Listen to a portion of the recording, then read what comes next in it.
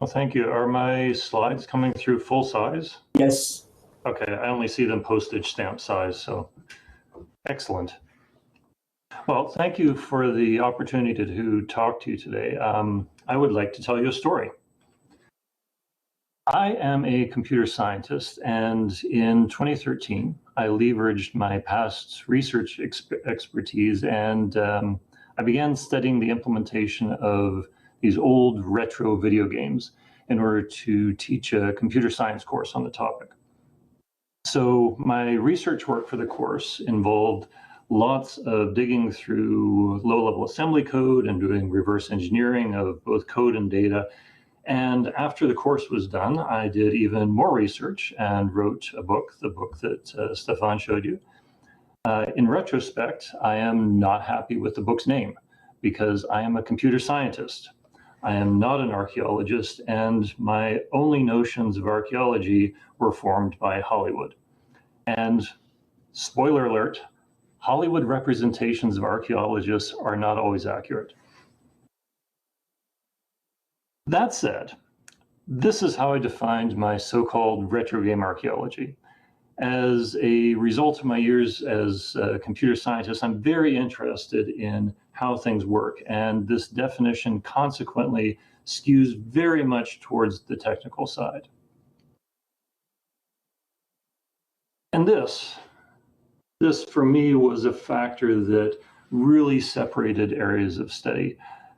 I knew of some other areas that looked at games or software or history, and here I've arranged them on a spectrum based on the average amount of technical detail that tends to be found in them. These two books you see here are from MIT Press's Platform Studies series, and those were the closest to what I was doing with retro game archaeology. But even in platform studies, the amount of technical detail can be very uneven. And it's not just that areas of study didn't currently include technical analysis, but they defined themselves in such a way that excluded technical contributions from computer science. Here, for instance, what you see is a characterization of the 5 major types of game analysis for game studies. I got excited when I saw software development, but then they only highlight statistical analysis of log data, which makes little sense to me.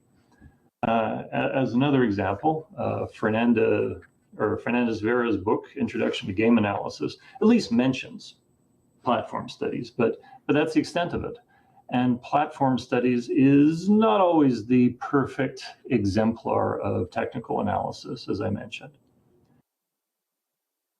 The message here with game studies is that it's interdisciplinary, but only really interdisciplinary within the bounds of the humanities and social sciences. What about media archaeology? Well, first, apparently it's not real archaeology. Okay, so media archaeology is also an ill-chosen name like retro game archaeology was. And it deliberately excludes computer science and engineering.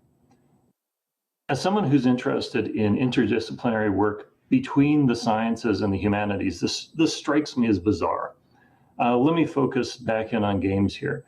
The behavior of a game is a direct consequence of its code. If you're interested in studying games, why on earth would you want to willfully ignore such a critical aspect of them? Back to the story. Once my book was done, and it wasn't really clear where my work fit into existing disciplines, if at all, where do you go from there? Well, never doubt the value of professional networking. By sheer chance, I was talking with a colleague of mine at the University of Calgary about this research I'd been doing, and she asked me one critical question. Have you heard of Andrew Reinhard? Andrew Reinhard is an archaeologist, a real archaeologist, unlike me. You may have heard an urban legend about old Atari video game cartridges that got buried decades ago in a landfill in New Mexico. There was a documentary in 2014 called Atari Game Over that literally uncovered the truth, and Andrew seen here on the right, was one of the archaeologists on the dig site for that. At the time I first became aware of him, he was a PhD student at the University of York in the UK, and he was busy building a new area of research within archaeology itself called archaeogaming. When I chose the retro game archaeology title for my book, I had Googled a whole bunch of related terms to see what existed, and never in a million years would I have thought to try archaeogaming, and I had completely overlooked it. Eventually, in 2018, Andrew would go on to write the first book about it, but that was still in the future when I contacted him. And Andrew defined archaeogaming broadly as the archaeology both in and of digital games. But archaeogaming, where did it fit in? What is archaeogaming? Well, archaeogaming is extremely inclusive, and what you're seeing here on this admittedly hard to read chart shows some of it. For example, archaeogaming includes physical excavation of video game artifacts, like at the New Mexico site. It includes the portrayal of archaeology and archaeologists in games. It includes conducting real archaeology in video game worlds. It includes what I was doing, studying the implementation of old games. In other words, it wasn't a matter of how retro game archaeology and archaeogaming differed. Archaeogaming had room to include retro game archaeology. I was already an archaeogamer and I didn't know it, although there wasn't research like I did within archaeogaming yet. Okay, then what is archaeology, real archaeology? I had never taken an archaeology course in my life. I had never interacted with archaeology colleagues on our large campus where the archaeologists are located somewhere in that direction, I think. Naturally, I turned to the source of all that is good and true in the world, Wikipedia. One thing that archaeologists study is artifacts, things that humans have created and used and discarded, things that humans affected and in turn were affected by. Are there artifacts related to video games? Of course. There are physical artifacts, although less so for games in 2022 than there were in, say, 1980. What I was really interested in was the game implementation, though, not the physical artifacts, but the digital artifacts. The code and the data stored within the physical artifacts, and that's where things get a little fuzzy. You see, there is very little work in archaeology studying digital artifacts, despite how many digital artifacts there are. Age isn't the issue either, because there's an entire field of contemporary archaeology that studies more modern things. But the things that archaeology isn't good at, studying digital artifacts, applying archaeology to computers, these are things that I can do. But I can't do it alone, because, as I may have mentioned, I am not an archaeologist. And so now this has really become interdisciplinary research. I now work with archaeologists to study the implementation of old games. My hair was so short back then. The computer science archaeology collaboration makes a lot of sense. Archaeologists have been studying humans and how humans create and interact with technology for longer than computer science has existed. Why would you not include them? And programming ultimately is a human endeavor, and humans change much, much less quickly than our technology does. Meanwhile, the part that falls outside the archaeological area of expertise, which is understanding digital artifacts, is what computer science can contribute. And if I were to compare what I'm researching now versus my initial definition for retro game archaeology, before I was focused on seeing how old games implementation was still relevant now. And don't get me wrong, there is still modern relevance to this technology. However, with the benefit of working with archaeologists, I'd say that the context these games implementation is placed into is much larger and much more important, and that is the context of humans. What are we learning? Well, we're learning about human ingenuity and how computer science fits into frameworks of humans and technology, blah, blah, blah, blah, blah. This is all very abstract. Let me give you some concrete examples.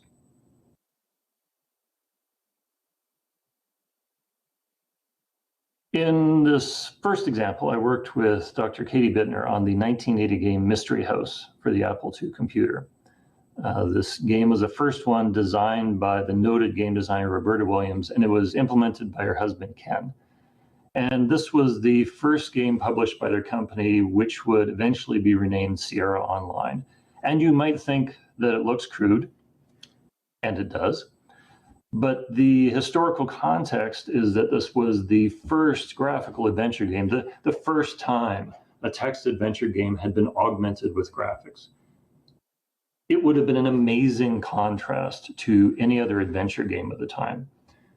We wanted to look at its implementation, but the source code, as far as we know, was lost decades ago. This is a job for reverse engineering. The most prominent feature of Mystery House is the graphics, of course, whose format we reverse engineered and discovered that there's two methods used. We know from historical sources that Ken and Roberta used a new device called a VersaWriter to digitize Roberta's drawings for the game. From our reverse engineering of the data format, we can reconstruct the drawings directly from the game's data.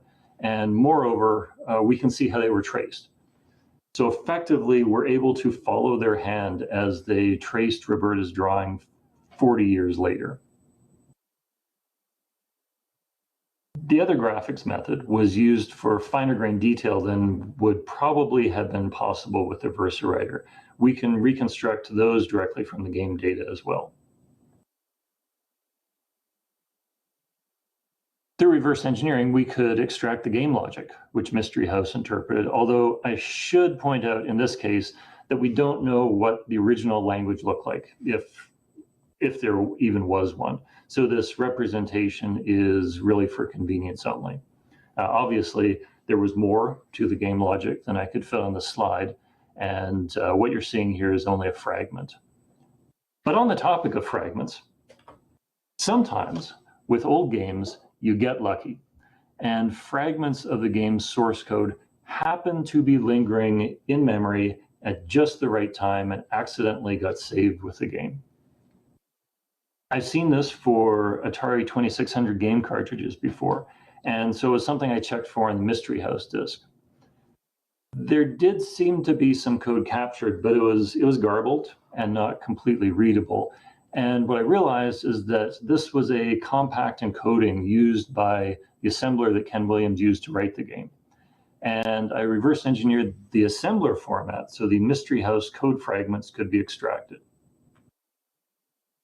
What you're seeing here is part of the lost source code for Mystery House. These fragments actually told us quite a lot. For example, we know exactly which assembler Ken Williams used, and combined with reverse engineering, we also know what tools he didn't use. Ken himself was popularly lauded as a programmer, and we could evaluate these claims firsthand. And what we're able to observe was that he used some good programming practices, even when it didn't result in the most optimal code. But at the same time, interspersed with that, we also see some indications that he was not yet an expert in assembly language for this particular computer. We also know from code fragments that the person who translated the game into French, Tom Nalivenko, had access to the game's source code as well.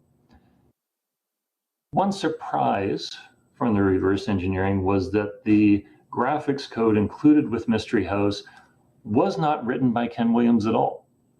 But it used code from Apple that was written by Steve Wozniak in 1977, and we could positively identify the original source. There were some other things we found, but what made me particularly happy about this work is that my archaeology collaborator, Katie Bittner, was able to frame what we were seeing in terms of the archaeological notion of the chaîne opératoire, or operational chain, which allows us to think of what Ken and Roberta Williams did with Mystery House in a more general human technological framework. As a final example, I wanted to illustrate how we are scaling this work beyond single games. Again, work with Dr. Bittner. Let's return to the early 1980s. There were text adventure games and an increasing number of graphical adventure games following Mystery House. In addition, there were books explaining how to create adventure games on the computer and construction set programs like the pinball construction set shown here that were really game-making tools. So there was this convergence of influences, this idea that you didn't have to be a passive recipient of these games, but you could create your own. Which brings us to, ta-da, Graphic Adventure Creator, or GAC, which, okay, it didn't look like much. And we go to the main menu, and it still does not look like much. It has a menu-driven interface, and what it is a tool so that even non-programmers could create text adventure games which they could optionally illustrate. What we did is we focused on one version of GAC, the one for the ZX Spectrum, shown here, a popular UK computer, which was quite small. And as I'm sure many of you know, this is the entire computer you're seeing, not just the keyboard. You would plug it into your TV and your cassette player, consumer devices likely to be already present in the home, and the cassette player would be used to load programs. And what we did is we built up a corpus of these GAC-produced adventure games that were on cassette.